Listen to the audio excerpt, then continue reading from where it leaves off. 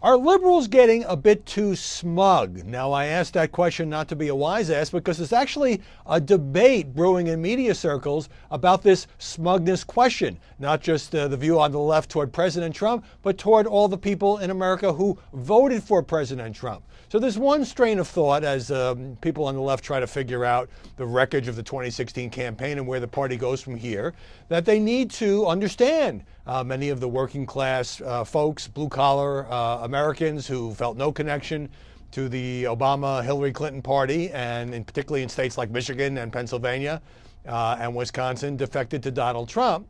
Understand them, not be condescending toward Trump voters, not insult them. But now that there's been some news reports in the wake of the House GOP proposal backed by the president to repeal and replace Obamacare, that many Trump voters will be among those who would lose their coverage, according to projections.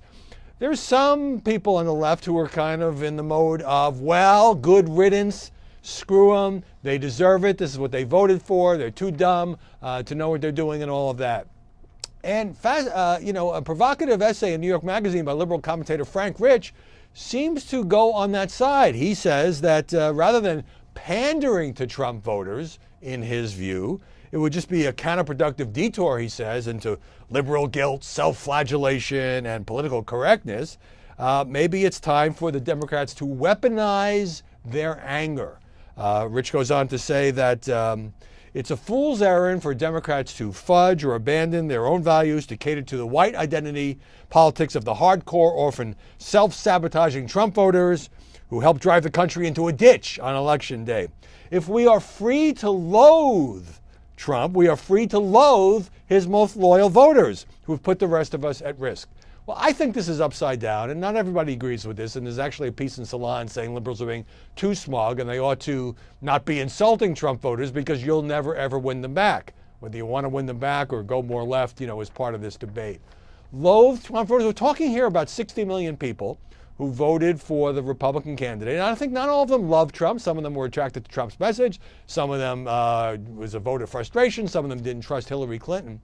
But it's fascinating because after the 2008 election, when a lot of people were upset who didn't vote for Barack Obama, there was all this, there was an effort to sort of marginalize President Obama, talk of we're going to take our country back. And now it's been kind of flipped. The people who were with Obama, not all of them, some of the liberals, are not only disgusted with Donald Trump, that's no secret, that's not breaking news, but the people who voted for him. So what political sense does it make, you can call it smug, you can call it anything you want, to be angry at, to loathe, to hate, to disdain the people who voted for Donald Trump? How does that help you advance your political party? I must confess that I don't get it. And I think the people who are making this argument are so wrapped up in their disgust of all things Trump that A, of course, they're not giving the new president a chance, but B, they are blaming the people who put him in office and saying, they lose their health insurance, that's just fine. And that seems to me to be a little too smug.